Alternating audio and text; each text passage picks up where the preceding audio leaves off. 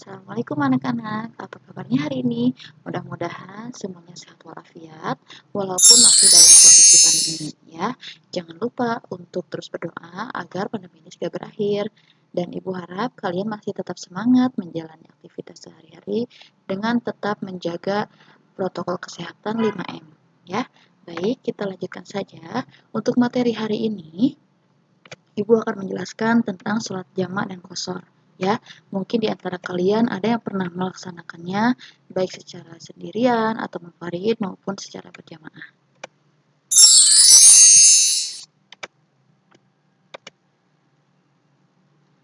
Nah, apa sih sholat jamak dan qashar itu? Jamak secara bahasa artinya mengumpulkan.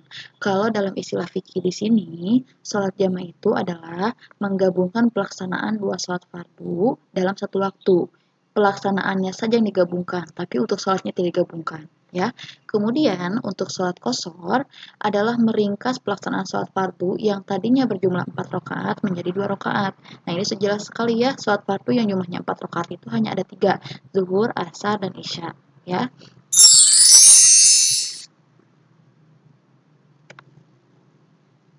dasar hukum sholat jamak dan qashar. Semuanya pasti ada dasar hukumnya. Di sini ada hadis riwayat Muslim, an Anasin radhiyallahu anhu qala kana Nabiyyu sallallahu alaihi wasallam idza arada ayyajma'a baina sholataini fi safari akhara dhuhra hatta yadkhula awal waqtil asri tsumma yajma'u bainahuma. Dari Anas radhiyallahu anhu, ia berkata, apabila Nabi SAW hendak menjama antara dua sholat ketika dalam perjalanan, beliau mengakhirkan sholat zuhur hingga awal waktu asar. Kemudian beliau menjama antara keduanya, yaitu melaksanakan sholat zuhur dan asar dalam satu waktu. Hadis riwayat Muslim.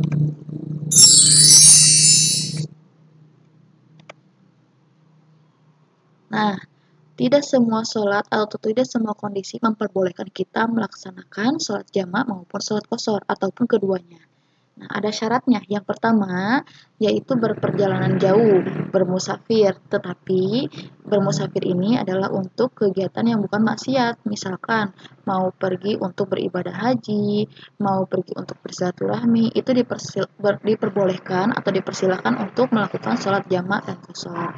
Tapi, kalau perjalanan yang bersifat maksiat, seperti misalkan hendak bepergian keluar kota untuk mencuri atau misalkan untuk menonton konser atau menonton pertandingan sepak bola, hal tersebut tidak memperbolehkannya. Kemudian yang kedua, sholatnya itu harus tepat waktu atau adaan, tidak boleh sholat yang qadha atau mengganti sholat yang tertinggal.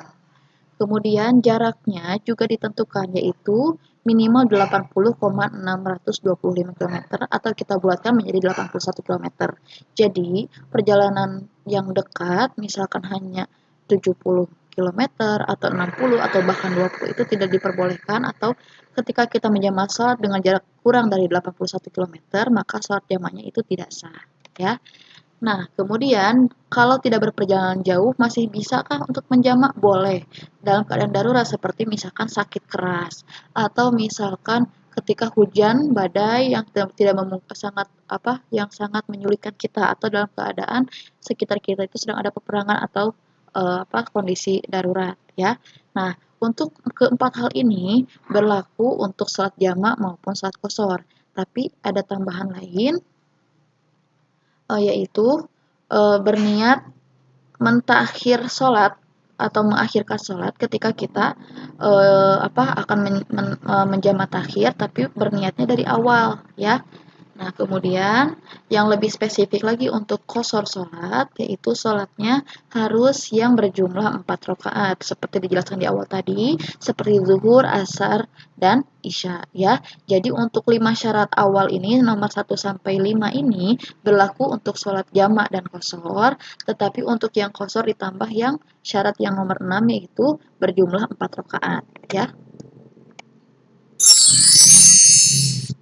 Nah, apa saja sholat yang boleh dijamak dan qashar? Nah, kita mempunyai sholat fardu itu ada 5 waktu, tapi tidak semua sholat fardu itu boleh dijamak maupun diqashar, apalagi dilakukan keduanya.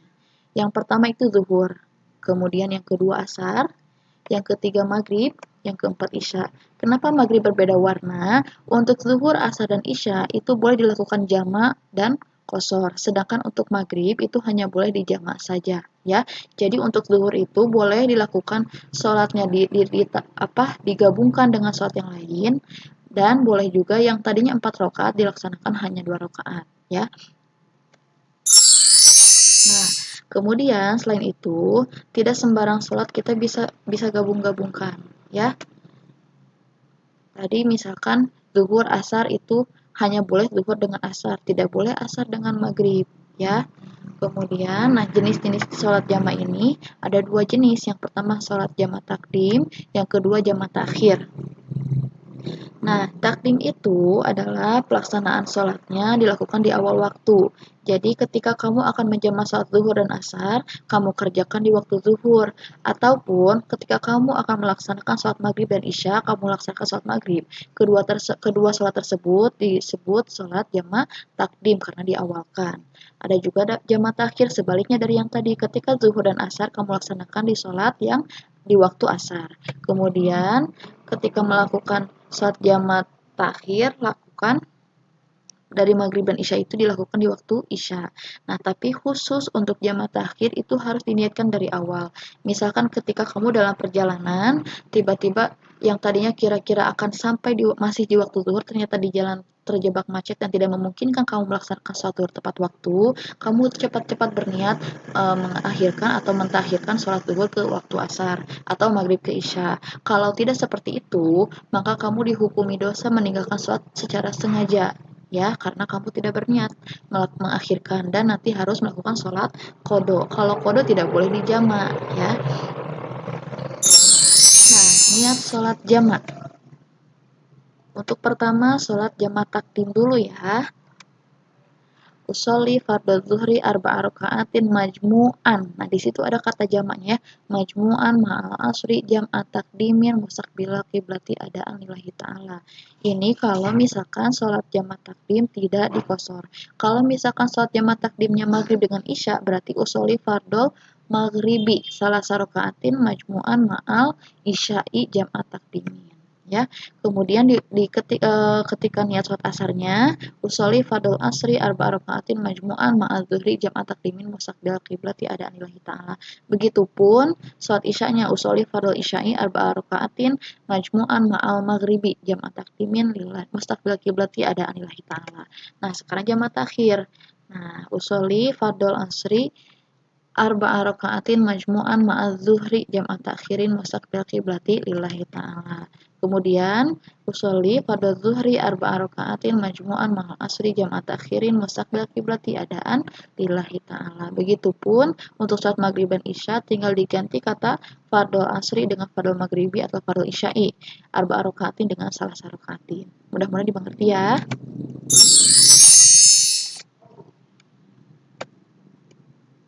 Nah, niat sholat jamak kosor. Kalau tadi jamak saja, sekarang sama kosor. Jadi selain menggabungkan dua sholat dalam satu waktu, pelaksanaannya juga meringkas yang tadinya 4 rakaat menjadi 2 rakaat.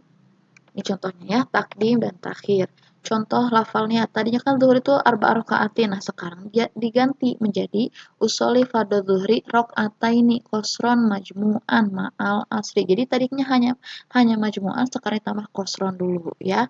Ma'al asri jam'a takdimin mustaqbil qibati adaan lillahi ta'ala.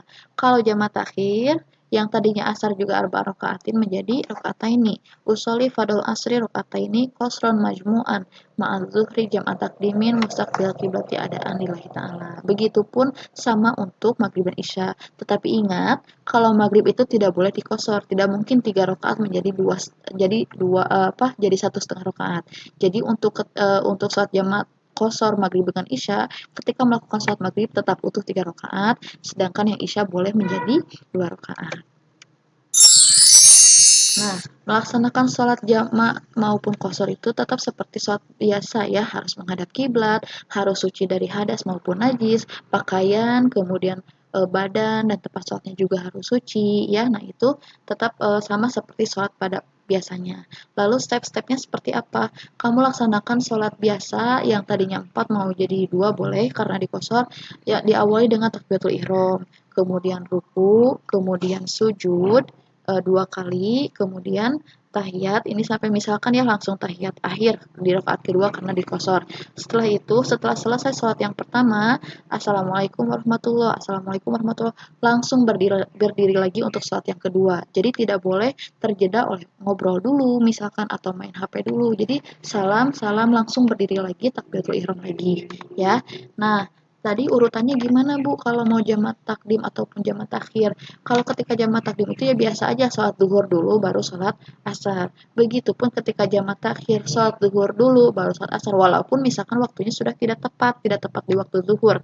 Nah, tapi kan karena kita sudah berniat dari awal mau mentakhir sholat sekaligus menjamak takhir sekaligus mengkosornya, jadi itu bisa langsung sholat seperti biasa ya. Boleh dilaksanakan berjamaah maupun munfarid untuk sholat jamaah takdim maupun jamaah takhir ini dikosor maupun tidak. Ini contoh kasus ya. Perhatikan video samping ini. Setelah ini kita bisa tahu perjalanan ke mana saja yang diperbolehkan untuk kita melaksanakan sholat dengan dijamaah ataupun dikosor. Nah, ingat ya, syarat minimal jarak untuk melaksanakan diperbolehkannya sholat jamaah maupun dikosor yaitu 81 km. Ibu akan buka peta, kita lihat berapa yang mencapai 81, mana yang tidak. Jadi kita bisa tahu mana yang boleh dikosor ataupun dijamaah, mana yang tidak sama sekali. Ketika jarak itu tidak mencapai, berarti kita melakukan sholat seperti biasa dan harus tepat waktu. Ya, Ibu buka peta di sini. Kita lihat dulu. Kita misalkan berencana berziarah ke Pamijahan. Kita cek jaraknya berapa.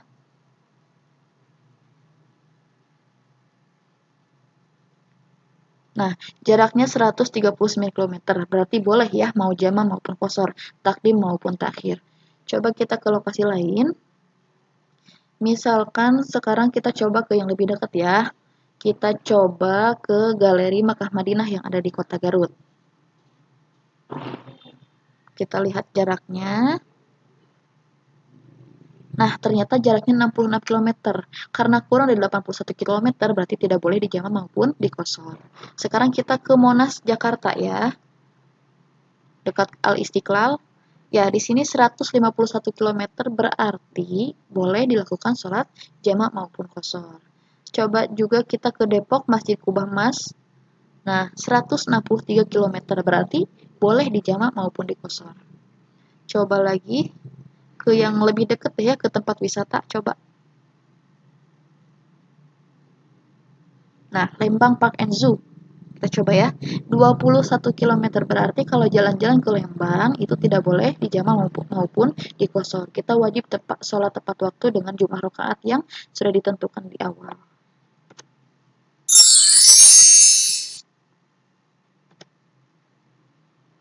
Nah, alhamdulillah untuk materi tentang sholat jamaah dan qashar sudah selesai.